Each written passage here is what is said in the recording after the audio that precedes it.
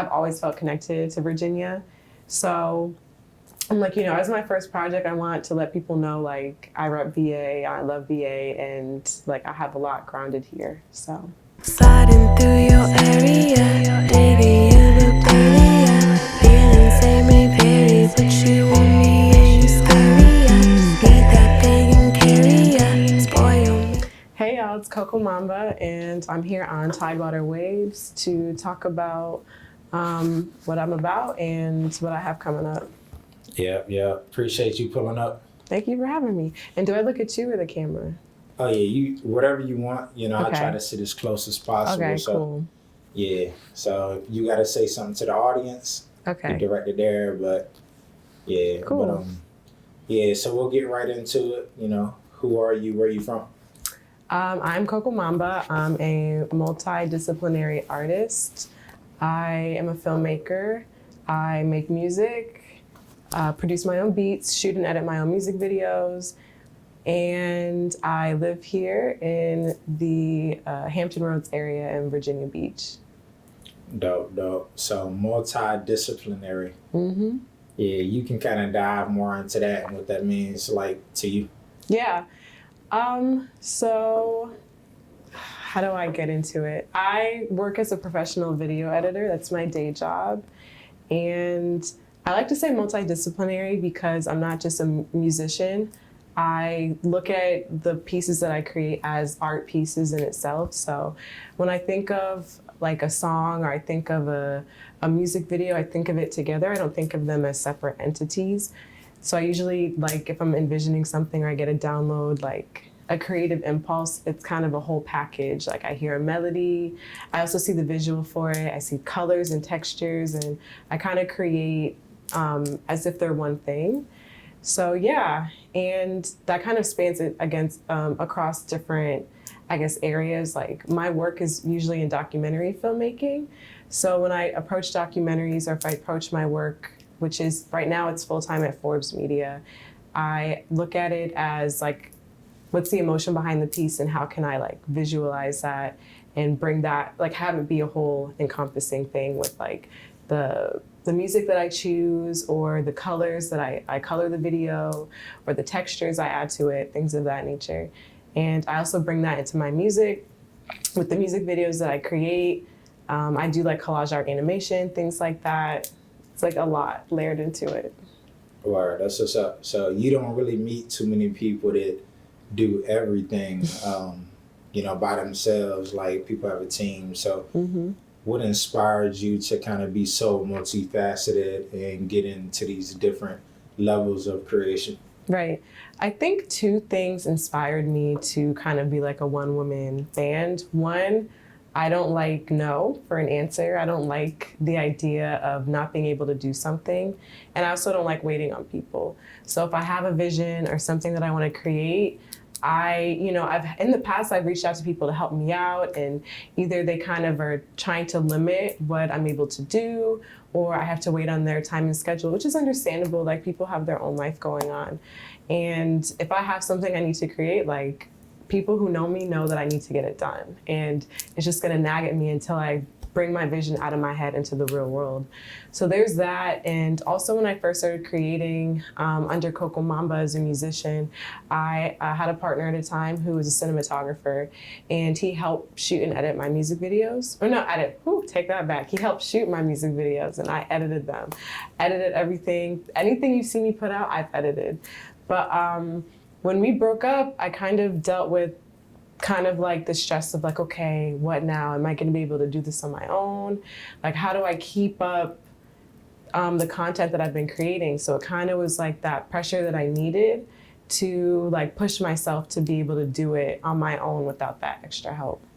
Dope. So, outside of that, like just the motivation within yourself, like what are some, things and people, I guess, in your realm that inspire you?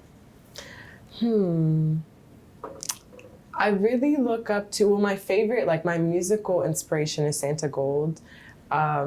There's not, like coming up, there wasn't a lot of like alternative Black artists that I can look up to that were making music that was different. You had Santa Gold, Khalees as well, Leo Queen, love her.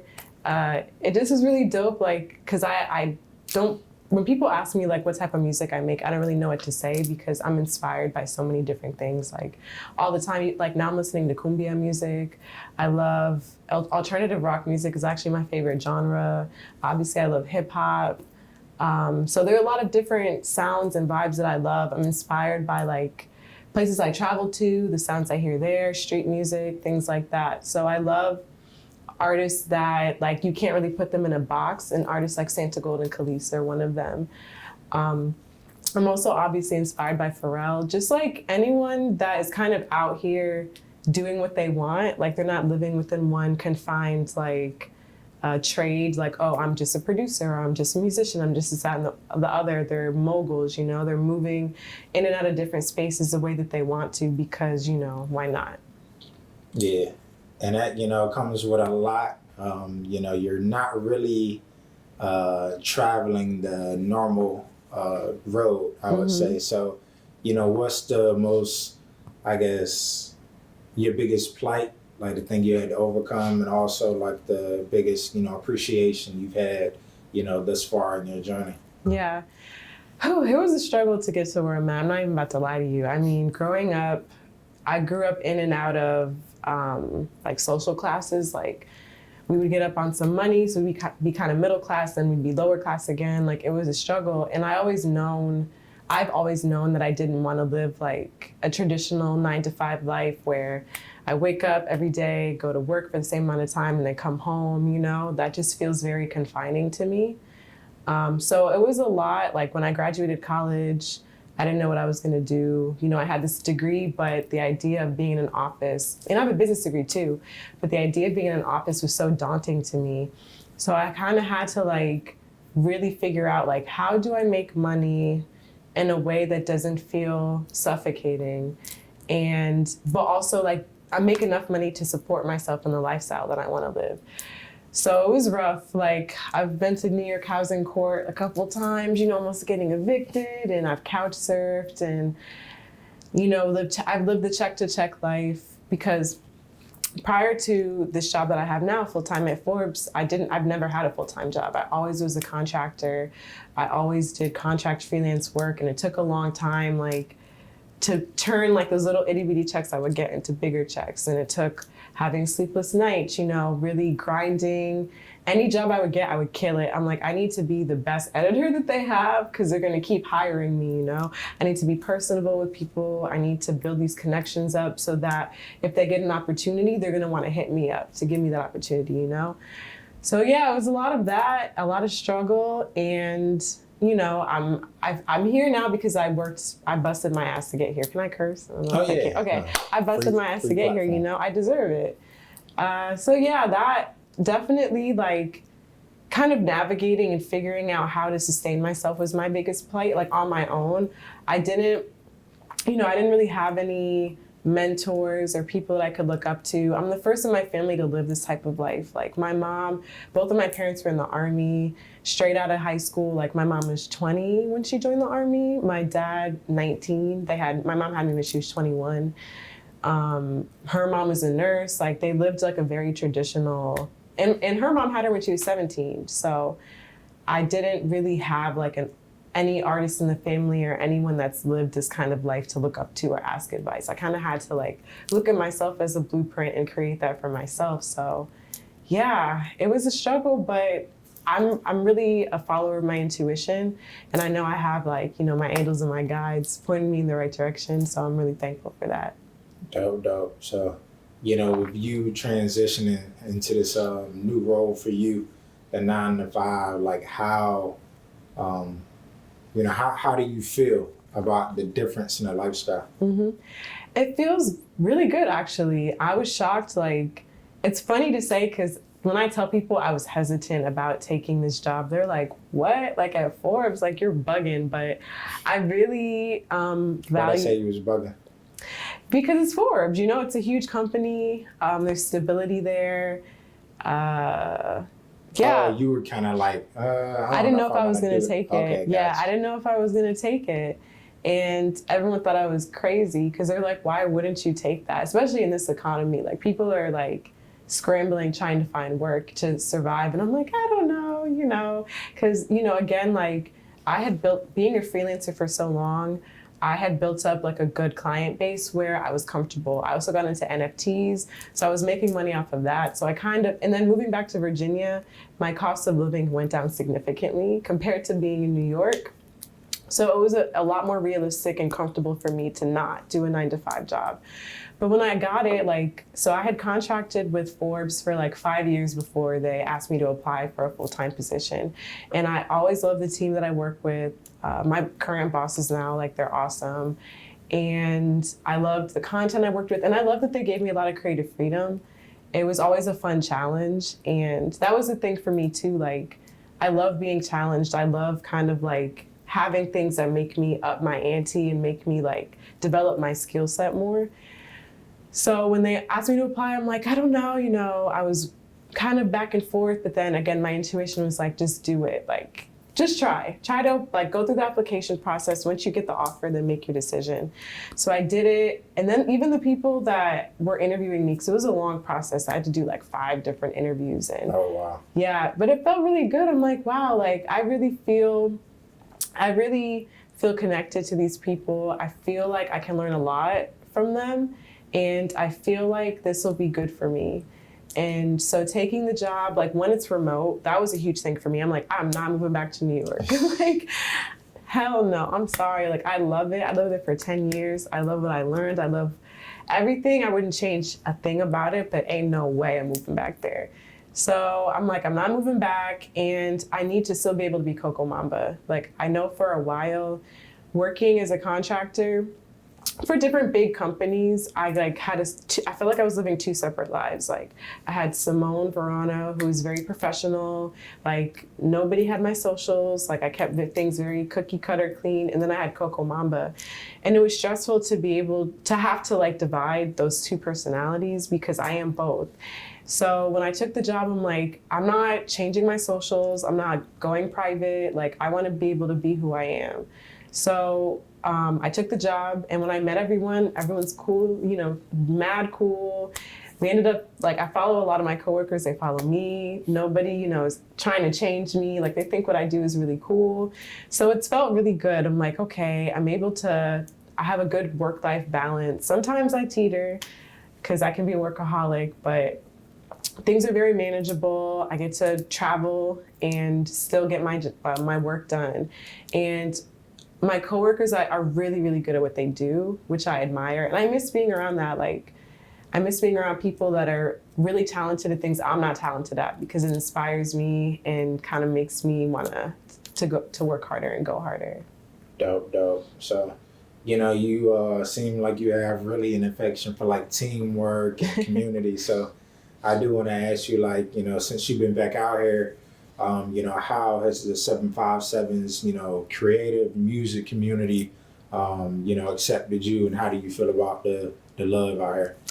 The love out here feels really good. I mean, in New York, I feel like it's very individualistic. And don't get me wrong, like, I'm like a lone wolf. Like, I don't love it, but I've been used to working on my own. I do find a comfort in that. But what I love about being back here is I feel like there is more of a community here. People will disagree, but I really do feel like people really support each other and lift each other up and big up each other.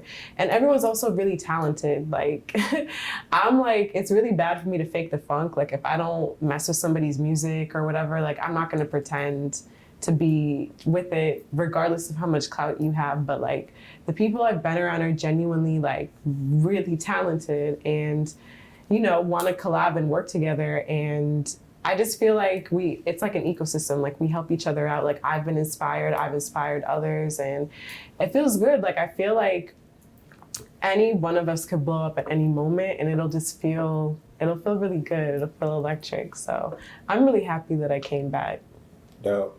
So what's your creative process when you talk about being around so many, geniuses, we'll just say it like that, people that create and inspire you? Like, how do you go about, whether it's music, design work? What's that like for you? My creative process. I mean, it isn't linear at all. Like sometimes I'll get an idea for a visual and then I have to think like, okay, what music can I hear to go with this visual? And then I'll look for a beat, but usually I make my own. If I can't find it, or I'll try to find a producer. I'm really trying to find local producers, keep it within the Virginia family. So I'll start to look for a beat and then I'll find a beat that matches the visual. And I'm like, okay, so then it's like I'm working on the visual and the song at the same time. Like I'm plotting on the visual, like, okay, what clothes am I wearing? Like what setting is it giving? Like what other scenes can I match with it? And then I'm also working on the track, like, okay, sometimes I'll know what it's about, like I'll know what I'm feeling. Other times I'm figuring out how I feel as I'm writing, like, okay, well, what is the song about? Is it about, life? Is it about my emotions? Is it about a dude? Is it about a friendship? Like, what's going on here? And then it kind of usually like all comes together. Sometimes like as I'm shooting, I'm kind of writing the lyrics as I go, or I'll change it. Like I'll just add B-roll over a part where I change the lyrics or things like that. It's really backwards. I'm actually trying to kind of take it in steps, like, okay, let me do the song first and the visual, but I'm finding that, they encourage each other. Like sometimes as I'm editing, like the visual will help me figure out the tone of the track, or as I'm editing, the tone of the track will help me figure out how the visual should be color graded, or, what other effects I should add in. Like, it's hard because I'm a very logical person. I'm very strategic. I'm very organized, but I'm also very intuitive. So it's like trying to find discernment on whether to use my logic or to use my intuition with creating. So I'm still figuring it out, but it's been working out for me so far. Yeah, it's like, sometimes you gotta flow into it. Exactly. Yeah. So also, what is your favorite project that you've created? I want to hear about the music and the design work. My favorite project. Okay, so I'll say my favorite visual I worked on is Juice. It's a collage art animation. It's my favorite because I feel like it's the most intuitive. I keep saying intuition, but like that's really big for me. But it's the most intuitive piece I made. I had COVID when I made it. Like I made the track as like a fun, like, just like a vocal exercise. I use my voice a lot as like an instrument because I'm not like a great, I'm kind of a producer by necessity. And so sometimes I can't figure out like it needs another loop or instrument. So I'm like, I'm gonna just use my voice to figure it out. So I had the track and then I got COVID and I'm like, okay, I'm trapped in my house. Like I'm damn near hallucinating. Like, let me try to do this collage art animation. It just felt right. So I like barely remember. I kind of was just moving. Like my body was creating. Oh, wow. Like my body was creating. I had movies on in the background. I'm like on medication. Like a lot going on. And then the finished product, I'm watching it. And sometimes I watch it like, I cannot believe I made that. Like, where did that come from? Like, it's just so many different things and shapes and movements. Like I'm really, really proud of that. And then my favorite project would have to be my first project, which is Neptune. It's funny because like I'm not from this area. I moved to New York City in 2010, and when I moved to New York, my family moved here. So every time I would come home, I'd be coming here, but like I didn't know anybody. Like I would just be here for holidays and shit. Or if I need a break, I would come down and kick it at the beach for a bit. But like, I didn't have any roots here to really connect with. Even though ironically, like my birth dad's family, like they're all born and raised in Chesapeake, Virginia, which is random. Yeah. Because my mom just ended up here. Like, I think she got a job here. So she moved here. And then lo and behold, like my birth dad, who I didn't have a relationship with until recently, like they're all from Chesapeake. So I'm like, damn, I'm really rooted here for real. Like everything happens for a reason. But I always felt connected to this area. And so when I made my first EP, it was wild because like the two producers that helped me co-produce it, they're from this area too. And I met Paris Pierce. We met because I was permalancing, which was basically freelancing, but I was there like every day, like a 9 to 5. And he was a motion graphics designer there. I was a video editor, and we sat right next to each other. And I had a song that went viral a music video that went viral, my Bad and Bougie cover. And he kind of hit me up like, yo, you know, I produce if you're trying to work with some shit. I'm like, okay. And then we're just talking and it turns out like he's from Virginia, like from this area. I'm like, what? Wild. What are the odds? Yeah, right. What are the odds, you know? And so is his the co-producer. So we were working on the track and I'm like, I really want this to be an ode to Virginia Beach. One, it was very emotional because I was like around the time my stepdad died, who I consider my dad. And when that happened, my brother and I came here and we spent the weekend here before we went to Ohio for the funeral. So I had like a very emotional connection to like this area and the beach. So I'm like, I want this project to be an ode to Virginia Beach. One, because like the producers working on it, like we were really influenced by Pharrell and Timbaland and Missy Elliott, like that sound that they had. So there was that, there was the emotional connection there. And it just, for me, was like a representation of Virginia. Like I never felt like a New Yorker. Like I feel like there's a New Yorker in me because 10 years is a long time, but I've always felt connected to Virginia. So I'm like, you know, as my first project, I want to let people know like I rep VA, I love VA, and like I have a lot grounded here. So Dope. Yeah, the 10-year 10-year bid. yeah, I'm in New York. So that's what's up. That's what's up. So, you know, I guess it's really with everything revving back up, you know, out here, something in the water's coming back, a lot of creative energy.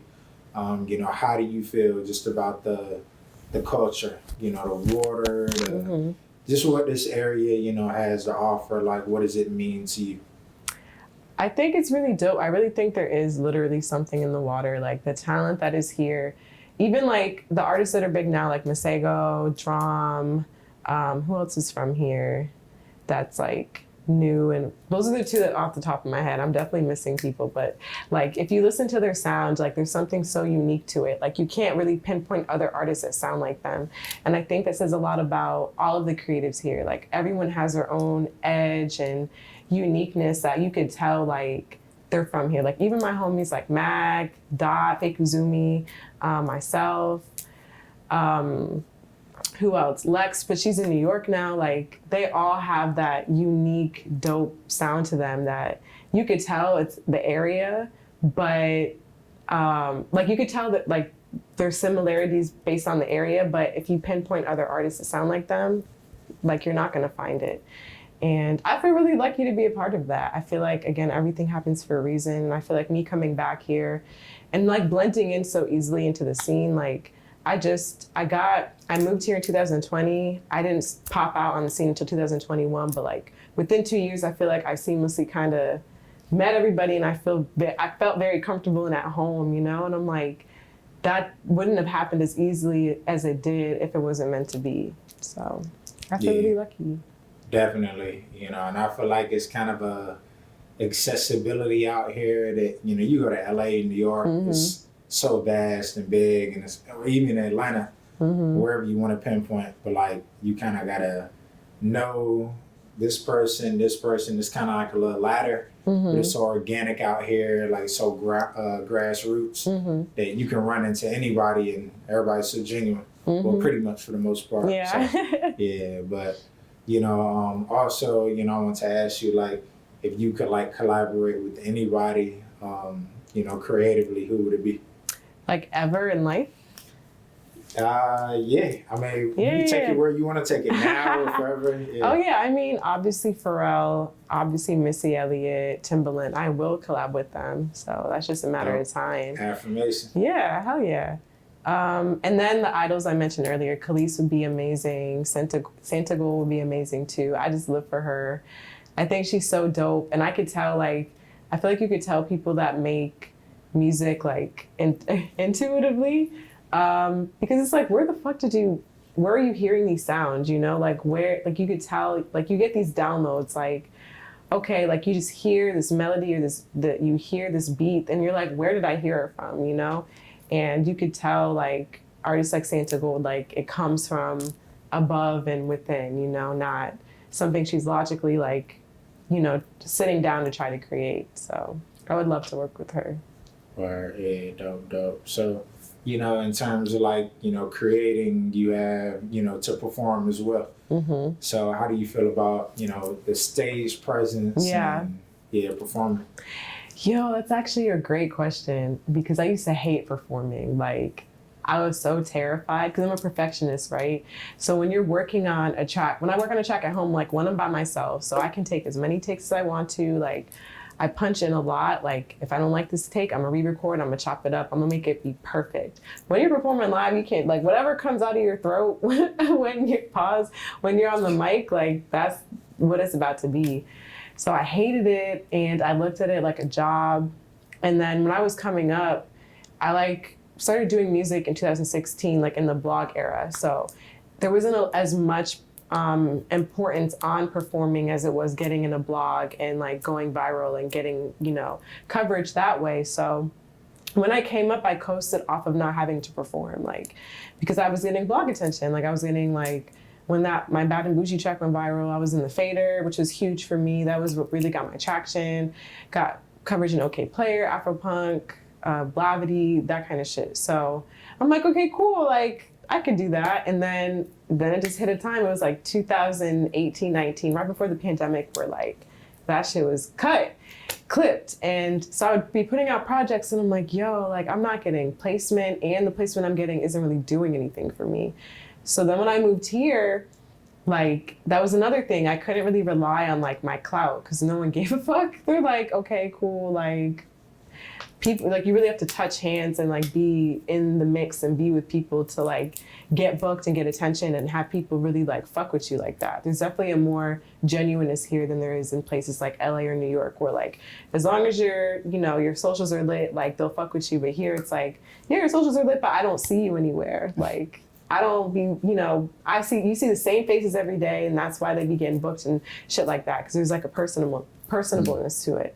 So I'm like, damn, I really gotta perform. Like I really gotta be at these shows. So, Get out here. So I started, actually shout out to Gabe Niles. Because when I moved here, I remember Paris, the producer, he was like, yo, you need to link with Gabe. He's really like plugged into the scene here if you want to do shit. And I'm like, nah, I'm good. So when I moved here, I'm like, damn, I really don't know anyone and I really want to tap into the music scene. Let me hit up this Gabe person. So I hit him up, and he would post like events and shit all the time. So I pulled up to like, fuck, what was the name of the event? I pulled up to one event. It was I'm blanking. I pulled up to one event and he was doing an open mic at Utopia Fenny, like he was hosting it. He's like, you're pulling up, right? Cool. And I didn't even get to answer. I'm like, okay. So I'm like, damn, I guess I gotta pull up. So I pull up to the open mic, and I knew, I'm like, I don't know why, but he's gonna make me perform. Like I just felt it. As soon as I walked in, he's like, oh, cool, already signed you in. I'm like, dope. But luckily I already had the track because I knew, I'm like, I just know. So I did my first open mic at Utopia Fenny. It was summer 2021, I think. And like everyone fucked with it. Like they were like, yo, who is this? Like everyone's mad hype. And I just really fed off of that energy. Like, oh, I can do it. I thought I was trash. I'm like, oh, I'm not a good live performer. Like I have amazing stage presence because I could be stressed or feeling insecure inside, but you'll never know. Because I'm a Leo too. So I'm like, I'm out here like, yeah, I got it, I'm the shit. But inside I'm like, like, do they like me? I don't know. Captivating the people. So yeah, I've done a lot of shows since then, And each show I learned something like, okay, cool. Like make sure my sound check is done. Make sure, I have a really soft voice. So I used to try to like, people tell me you need to project.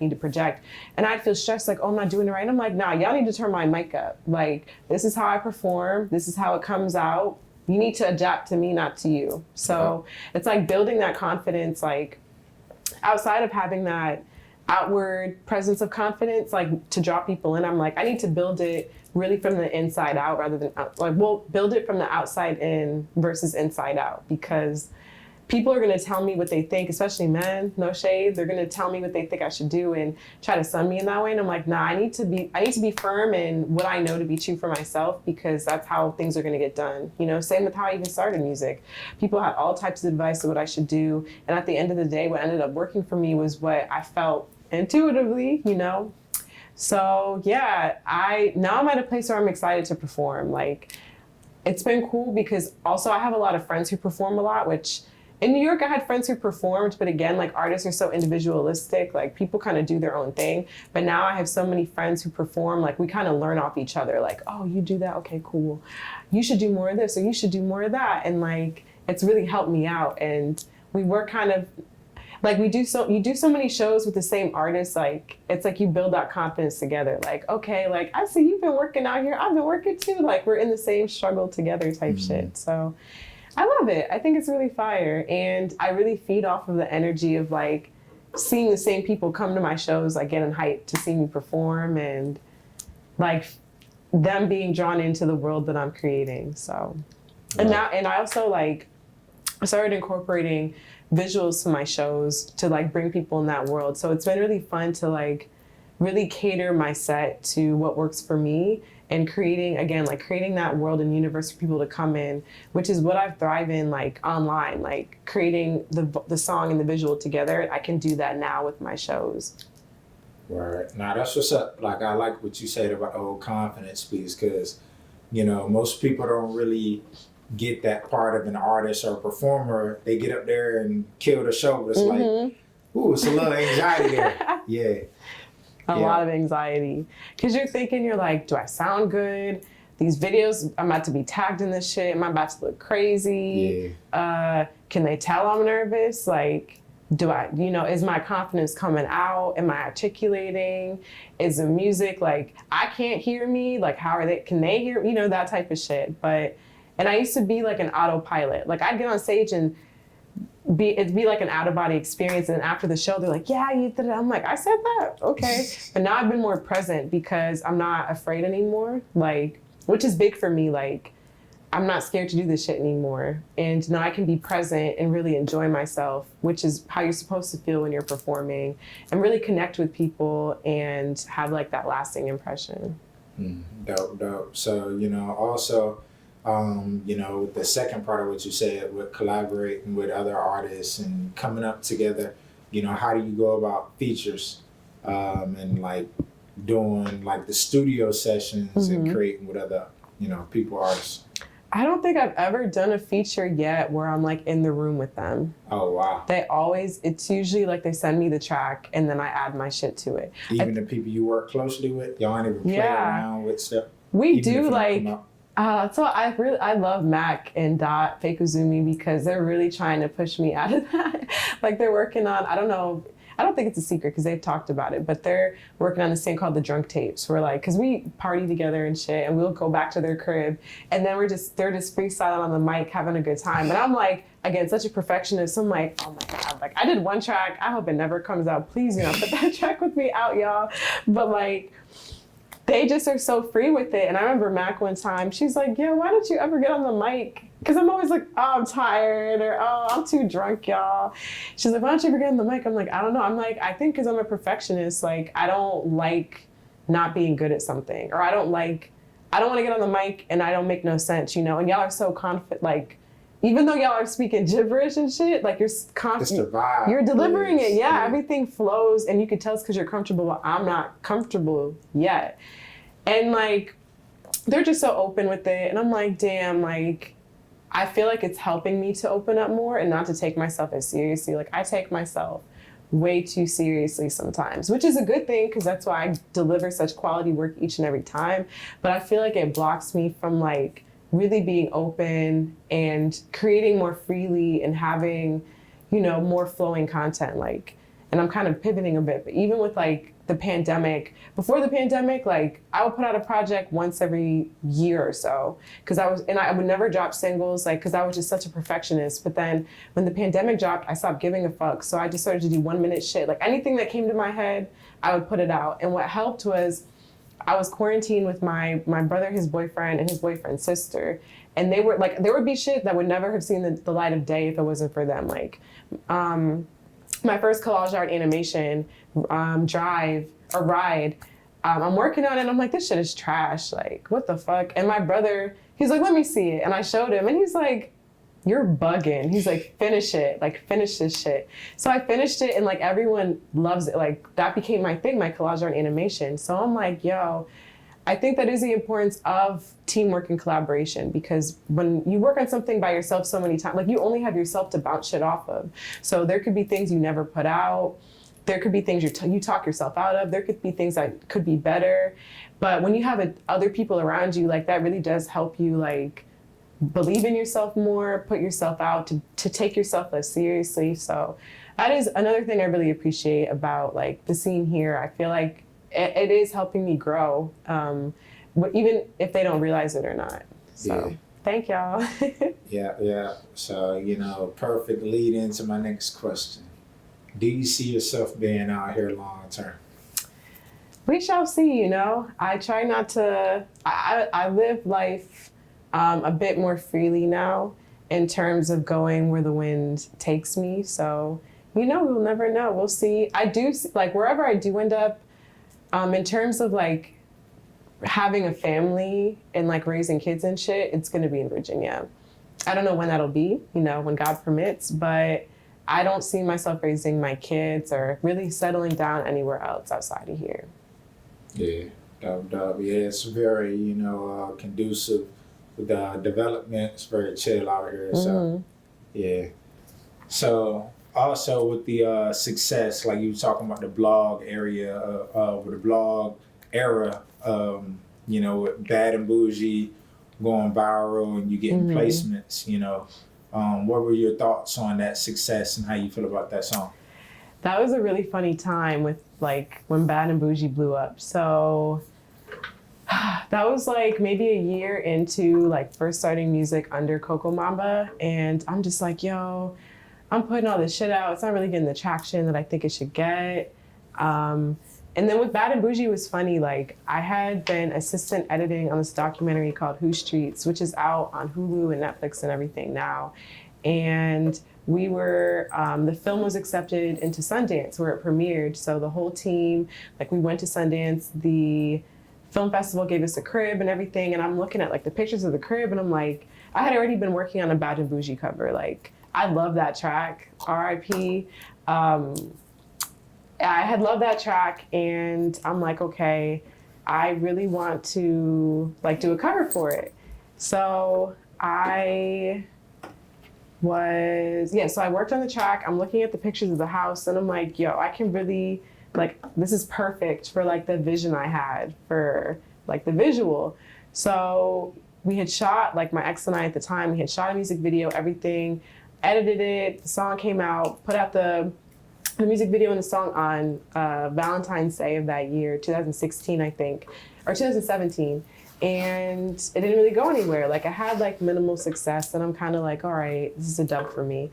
So while I was at Sundance, the editor, his girlfriend, she's in a punk band and we're like in the hot tub of the crib. And she's like, yo, like I had never done a show before. Like again, I had stage fright. And she was like, yo, you should just open up for my punk band. It'll be low pressure. It's not even really your crowd. It's like a hole in the wall in Brooklyn, like it's chill. So I'm like, all right, cool. So I did the show. Again, it wasn't really a huge crowd like that. I was like, whatever, but my performance, didn't think anything about it. So like literally the next day I'm at work and I'm just on my computer chilling and I get the like the Twitter notification and I look and it's like the Fader's following you. I'm like, oh shit. And mind you, like, I got chills because the Fader was on, like I had like a mental goal list of like what I want to do.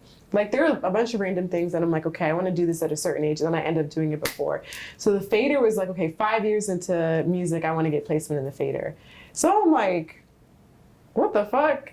And then it's like, again, and it's a whole article, like the editor-in-chief wrote it herself about the Bad and Bougie track. That's wild. And I'm like chills, like, yo, what the fuck? And like all my coworkers, like, cause they see it too. We worked on the editorial team. So we're literally living on Twitter.